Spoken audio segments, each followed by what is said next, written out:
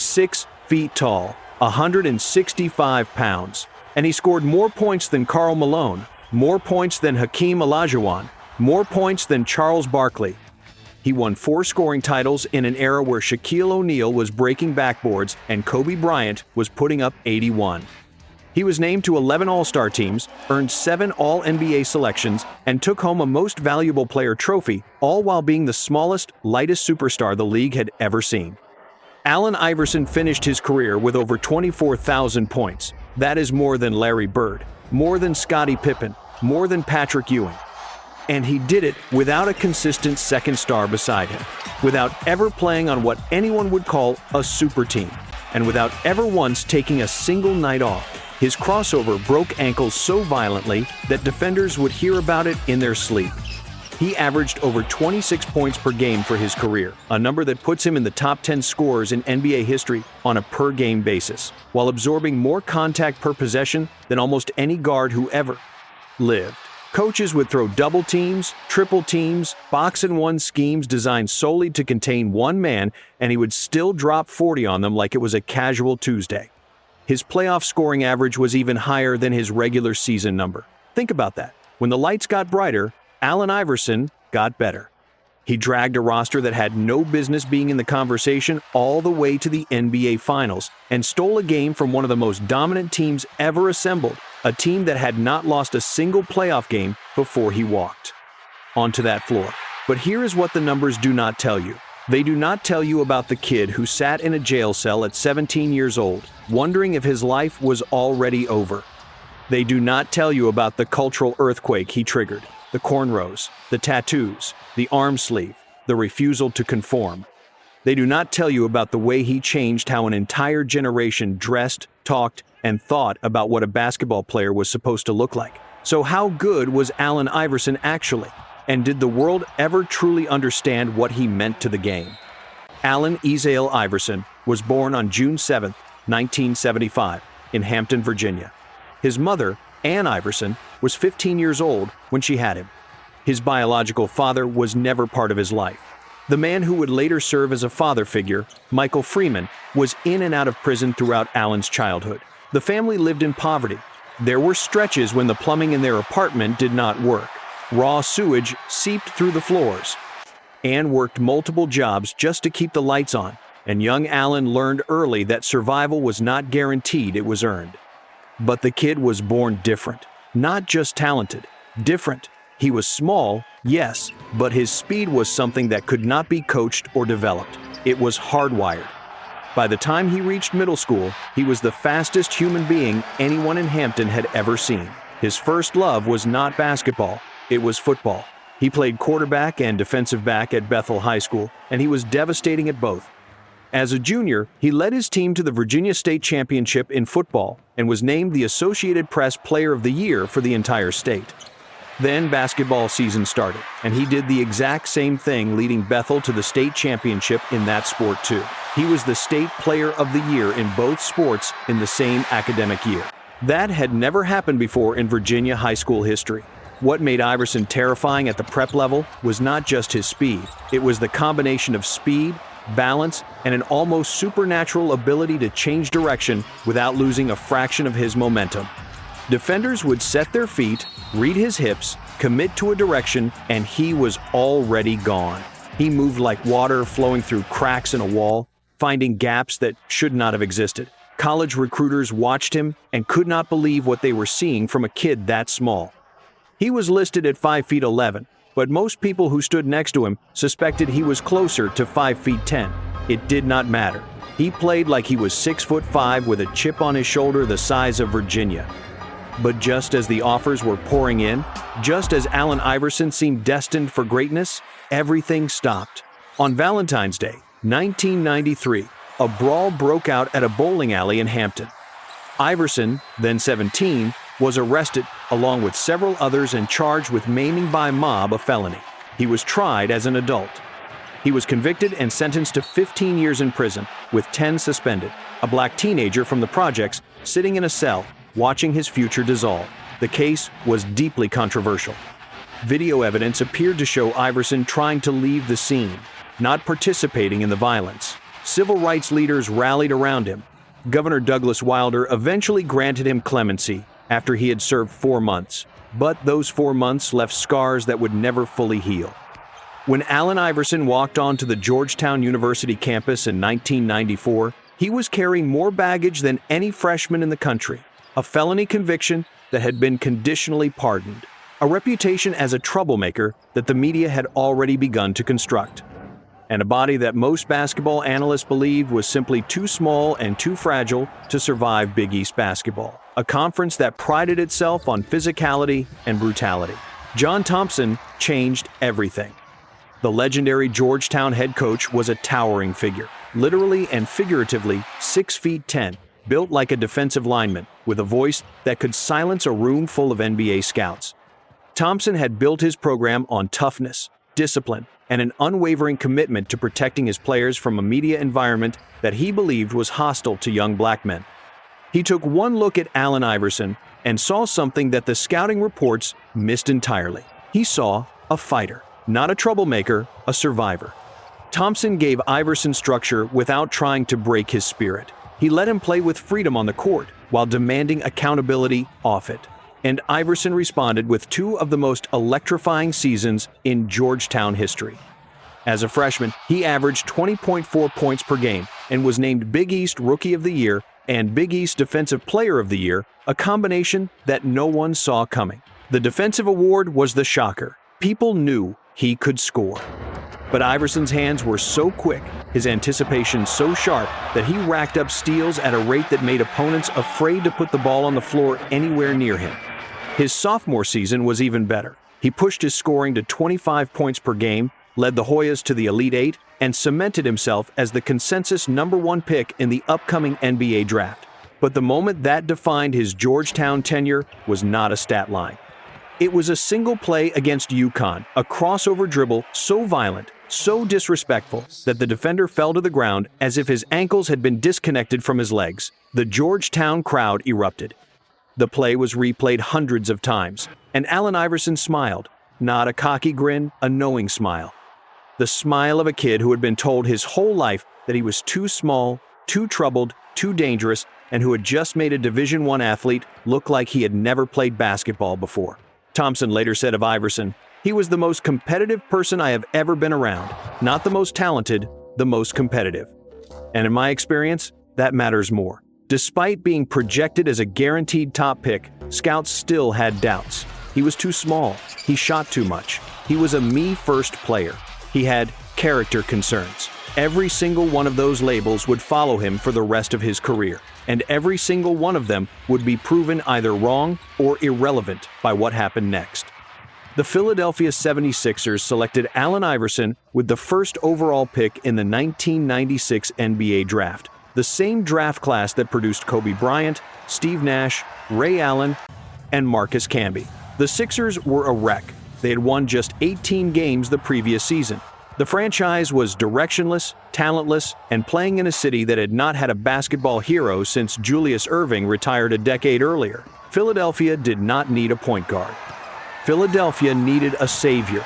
Iverson delivered immediately. He averaged 23.5 points per game as a rookie, the highest for any Sixers player since Wilt Chamberlain. He won Rookie of the Year in a landslide. He dropped 40 against the Cleveland Cavaliers in just his 5th professional game. But the moment that announced his arrival to the basketball world was not a stat, it was a play. March 12, 1997, the Sixers against the Chicago Bulls.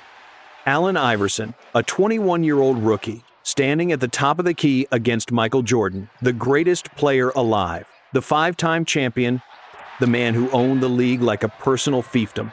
Iverson jabs left, crosses right. Jordan, Michael, Jeffrey. Jordan loses his footing for a fraction of a second.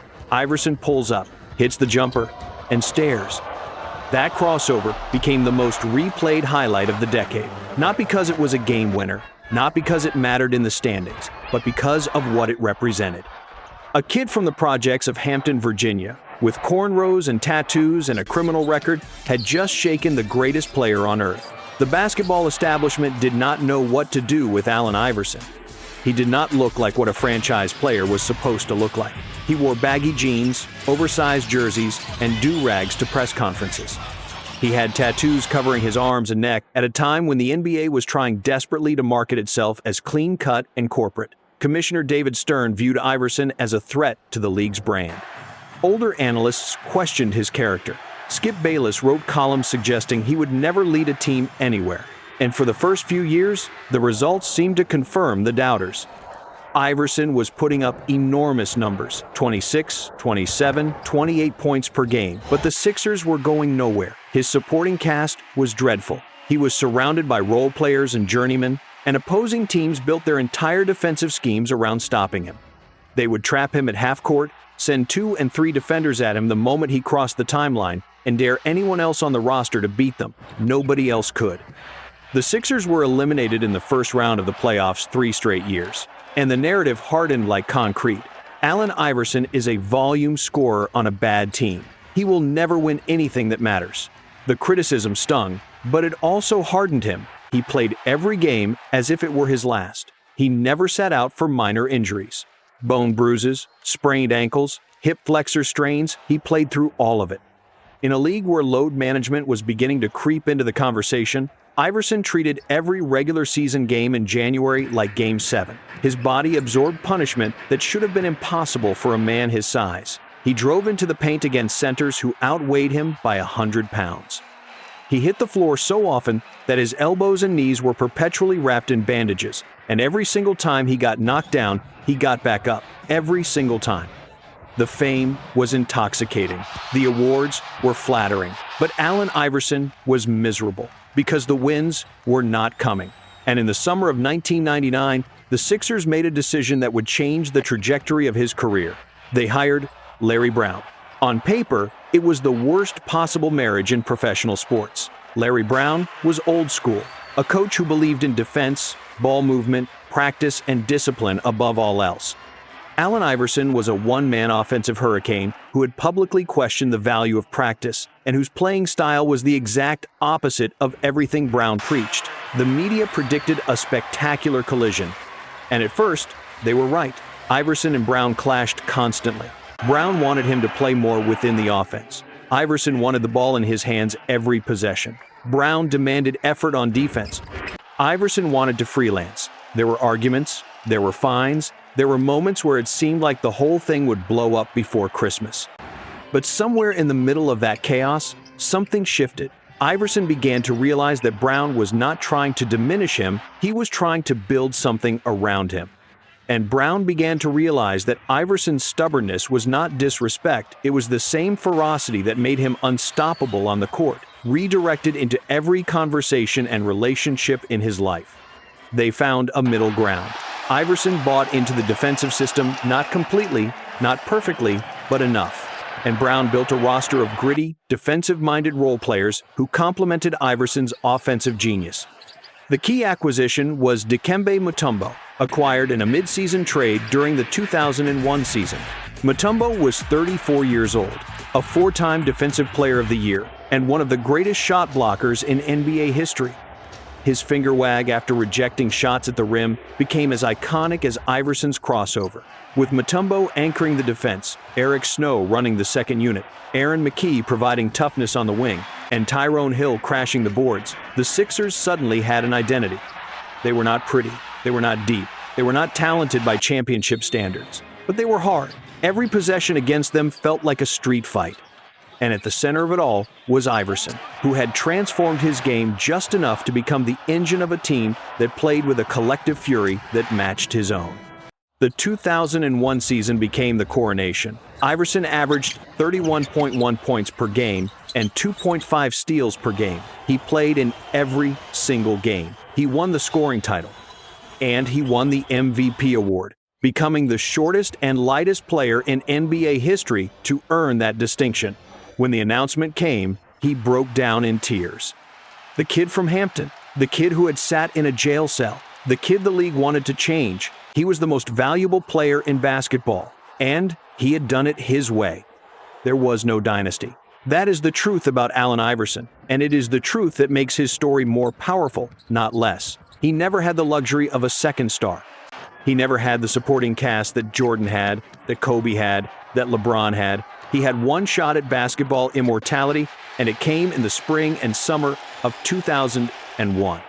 And what he did with that one shot remains one of the most breathtaking individual performances in the history of professional sports. The Eastern Conference playoffs began with the Indiana Pacers, led by Reggie Miller, a sharpshooter with ice in his veins and a gift for psychological warfare. Miller talked trash from the opening tip. The series was physical and ugly, exactly the way the Sixers wanted it. Iverson averaged 32 points across the four-game sweep, but the defining image was his relentless attacking of the rim against bigger, stronger defenders who could not figure out how to stop a man who simply refused to be stopped. Indiana had no answer. Neither did Toronto. The Raptors series brought Vince Carter, the most electric dunker the sport had ever seen, a man who could leap over 7-footers and throw down windmills that made arenas lose their collective minds. Carter and Iverson had a complicated relationship. They respected each other, but the series was war. Toronto pushed the Sixers to 7 games. And in Game 7, with the series hanging in the balance, Carter flew to his own graduation ceremony that morning, then flew back to play the most important game of his life. He missed a last-second shot that would have won the series. Iverson advanced, but give Carter his due, he pushed Iverson to the edge. Then came the Milwaukee Bucks in the Eastern Conference Finals. Ray Allen and Glenn Robinson formed a formidable duo, and the series went to 7 games again. Iverson was limping. His body was betraying him. He had played more minutes than almost any player in the league that season, and the wear was showing. But in Game 7, in front of a Philadelphia crowd that was reaching a fever pitch, he poured in 44 points. 44. On a body that had no right to still be functioning at that level. The Sixers won. Allen Iverson was going to the NBA Finals. Standing between him and a championship was a monster. The Los Angeles Lakers had gone 15-0 in the playoffs. 15 wins, 0 losses. They had Shaquille O'Neal, 330 pounds of unstoppable force, averaging over 30 points and 15 rebounds in the postseason. They had Kobe Bryant, who at 22 was already one of the 5 best players on the planet. They had a roster built to dominate, and a coach in Phil Jackson who had 6 championship rings and seemed to collect them like souvenirs. Sports Illustrated predicted a sweep. ESPN predicted a sweep. Las Vegas predicted a sweep. Nobody gave the Sixers a chance. Nobody. Game 1, June 6, 2001. Staples Center, Los Angeles. The Lakers are at home. The crowd expects a coronation. And for 3 quarters, it looks like exactly that. Los Angeles builds a lead. Shaq is dominant. The Sixers are hanging on by their fingernails. But Iverson will not go away. He keeps attacking.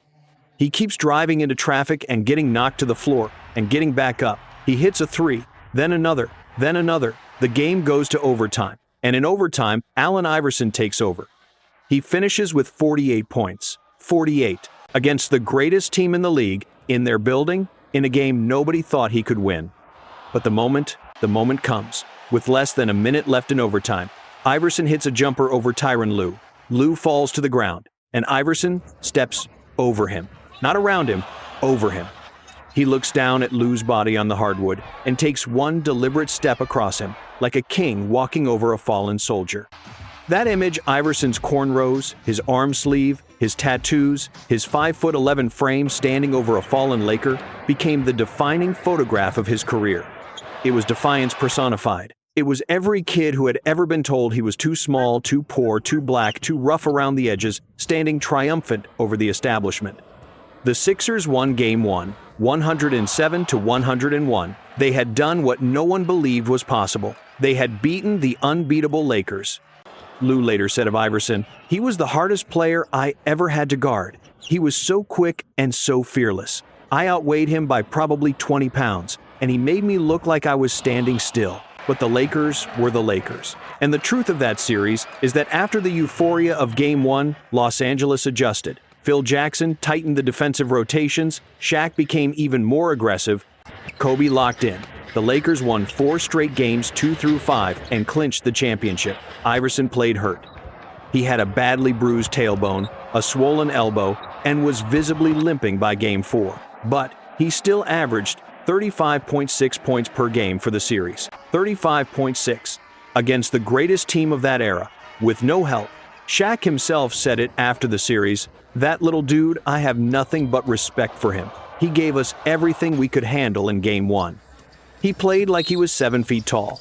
When your opponent is Shaquille O'Neal, a man who bent rims and broke backboards, and he calls you that little dude with reverence in his voice, that tells you everything about what Allen Iverson meant on a basketball court." The years after the finals run were a slow decline of the team around Iverson, not of Iverson himself. He won the scoring title again in 2002, averaging 31.4 points per game. He won it again in 2005 with 30.7. He continued to make all-star teams. He continued to drag undermanned rosters into the playoffs. In the 2003 season, he had one of the most absurd stretches of individual dominance in league history. A 10-game run where he averaged over 40 points per game while the Sixers were missing their second and third best players to injury. He dropped 55 against the New Orleans Hornets. He put up 51 against the Cleveland Cavaliers. These were not empty numbers on a tanking team. These were Herculean efforts to keep a flawed roster relevant. But Philadelphia could never build a real contender around him. The front office shuffled through coaches and supporting players without ever finding the right formula. Iverson carried the franchise on his back for a decade, and his back finally started to break, not physically, but competitively. He wanted to win a championship more than he wanted to breathe, and the organization could not give him the tools to do it. By 2006, the Sixers decided to move on. They traded him to the Denver Nuggets, where he would play alongside Carmelo Anthony, two of the most gifted scorers of their generation, on the same team. It should have been beautiful. It was, in flashes. But the fit was never quite right. Two ball-dominant scorers trying to share one basketball. The Nuggets made the playoffs but never advanced past the first round. Iverson was traded again, to Detroit, then briefly to Memphis, then back to Philadelphia for a final curtain call. Each stop was shorter than the last. Each roster was worse than the one before. Section 7, the human moment. The practice press conference happened on May 7, 2002. It became the most famous soundbite in NBA history, replayed endlessly, turned into a punchline, reduced to a meme. We talking about practice. Not a game, practice. The world laughed. The media mocked him. It became shorthand for everything critics believed about Allen Iverson, that he was lazy, that he did not take the game seriously, that he was all talent and no work ethic. But almost nobody reported the context. On the day of that press conference, Allen Iverson's best friend, Rahsaan Langford, was sitting in a courtroom facing serious criminal charges.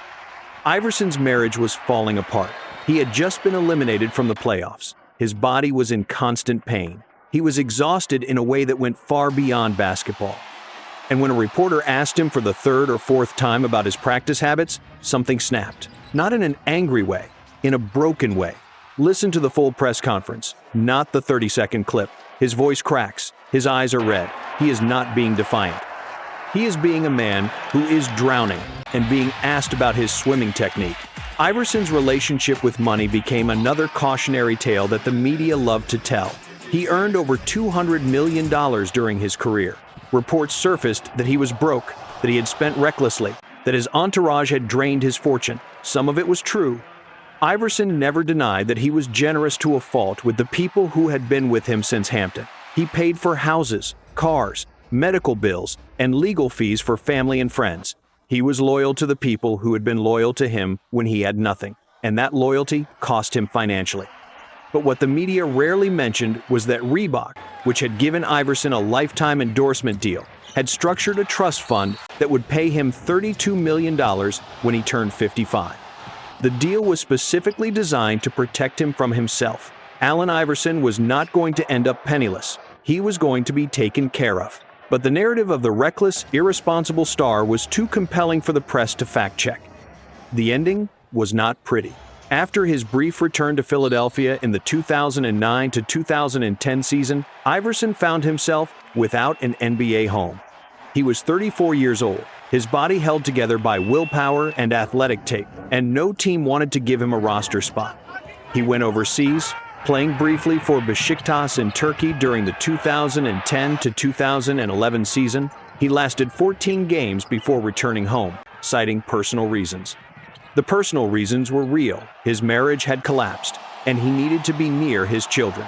He never played another professional game. There was no farewell tour, no final game at the Wells Fargo Center, no standing ovation from the Philadelphia faithful. He simply stopped. The NBA, the league he had transformed, let him walk away without ceremony. It was a quiet, almost invisible ending for a man who had been the loudest presence in any building he entered. But even diminished, Iverson left one final image. In his last season in Philadelphia, at age 34, he came off the bench, something he had never done in his career, and scored 16 points against the Chicago Bulls in 25 minutes. He was visibly slower. His first step, once the fastest in the league, had lost half a beat. But the crossover still worked. The pull-up jumper still fell. And the crowd at the Wells Fargo Center stood and chanted his name as if he were still the MVP, because in Philadelphia, he always would be. His Hall of Fame induction came in 2016. He walked to the podium, and the first person he thanked was his mother. "My rock," he called her. "The reason I am standing here." Allen Iverson, who had raised him in sewage-flooded apartments, who had visited him in jail, who had believed in him when the world wrote him off, sat in the front row and wept. Allen Iverson wept too. The toughest player in NBA history, the man who had taken charges from Shaq, who had played through injuries that would have sidelined men twice his size, stood at a podium in a suit and cried like the little boy from Hampton who just wanted to make his mama proud. Step back for a moment and consider the full arc. A child born to a 15-year-old mother in one of the poorest neighborhoods in Virginia. A teenager who sat in a jail cell wondering if he would ever play sports again. A college player who carried the weight of a controversial past into every arena. A professional who was told every single day of his career that he was too small, too selfish, too reckless, too everything to ever be great. And despite all of that, despite the doubters, the haters, the commissioners who wanted to change him, and the analysts who wanted to diminish him, Allen Iverson became one of the most dominant offensive players in the history of basketball. For a decade, he was the most exciting player alive. Not the best, he would be the first to tell you that. Jordan was better, Shaq was better. Kobe and Duncan were better when you factored in championships. But nobody was more exciting to watch than Allen Iverson with the ball in his hands and a defender in front of him. His crossover was not just a move, it was a statement. It said, "I am here, I am not going anywhere, and you cannot stop me." He sustained elite-level play for 10 seasons, averaging over 25 points per game in each one. Only a handful of players in NBA history have matched that consistency at such a high level. Jordan, Kobe, LeBron, Kevin Durant. That is the company Allen Iverson kept. And he did it in the smallest body any of them had ever seen. His impact on basketball culture was arguably greater than his impact on the court. Before Iverson, the NBA had a dress code that was unspoken but understood. Look professional, look corporate, look safe. Iverson shattered that code. He wore what he wanted. He looked how he wanted. He spoke how he wanted. The NBA eventually instituted an official dress code in 2005, and everyone understood who that rule was really targeting. But it was too late. Iverson had already changed the culture. An entire generation of players, from Carmelo Anthony to Dwyane Wade to the young stars of today, grew up watching Iverson and absorbing his attitude, his style, his refusal to be anything other than himself. He was the bridge between the Jordan era and the modern NBA. He was the player who proved that cultural authenticity and basketball greatness were not mutually exclusive. And he paid a price for that proof in criticism, in isolation from the league's power structure, and in a career that ended without the ring he deserved. Allen Iverson is not the greatest basketball player of all time. He does not belong in a conversation with Jordan or LeBron when the question is pure basketball supremacy. But that is not the right question for Iverson. The right question is, who is the greatest pound-for-pound player in NBA history? Who extracted the most from the least? And on that question, the debate is short. Consider Isaiah Thomas, the other great small guard who led a team to championships. Thomas was phenomenal, a two-time champion and finals MVP, and he had the benefit of playing on one of the most cohesive and talented rosters of his era. The Bad Boy Pistons had Dumars, Limebeer, Rodman, and Vinnie Johnson. Iverson had Eric Snow and a 34-year-old Mutombo. Thomas gets the rings, Iverson gets the sympathy. Consider Steve Nash, the other undersized guard who won 2 MVPs. Nash was a magician with the basketball, a player whose passing vision was almost supernatural. But Nash was not a scorer in the same stratosphere as Iverson. Nash ran a system. Iverson was the system. Nash had Amare Stoudemire and a coaching staff that revolutionized offense. Iverson had Larry Brown telling him to slow down, and a roster that could not shoot. Consider Russell Westbrook, the modern heir to Iverson's relentless, all-out style. Westbrook averaged a triple-double for a season, which Iverson never came close to doing.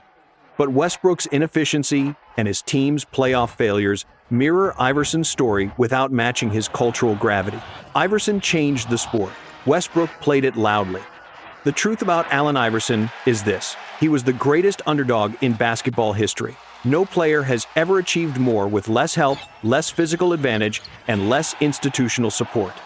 He did not win a championship, and that fact will keep him out of most top 10 ever lists. But championships are won by teams, and Iverson never had one.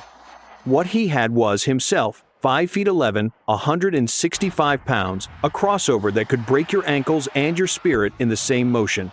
And that was enough to become one of the most beloved, most imitated, and most culturally significant athletes in the history of American sports. If you put Allen Iverson on the 2001 Lakers instead of Kobe, the Lakers still win the championship. If you put him on the 2014 Spurs, they still win. He was not the problem. He was never the problem. He was the answer. Literally, Allen Iverson stood 5'11" in a land of giants and made every single one of them respect his name. He did not just play basketball, he redefined who was allowed to play it, how they were allowed to look while doing it, and what it meant to carry an entire city on the shoulders of one undersized, overworked, unbreakable human being. The next time someone tells you that size determines destiny in sports, tell them about Allen Iverson. Then, watch them go quiet. If you want to see another story about a player who changed an entire sport through sheer force of will, there is a video on this channel that will blow your mind. Click it now. You will not regret it.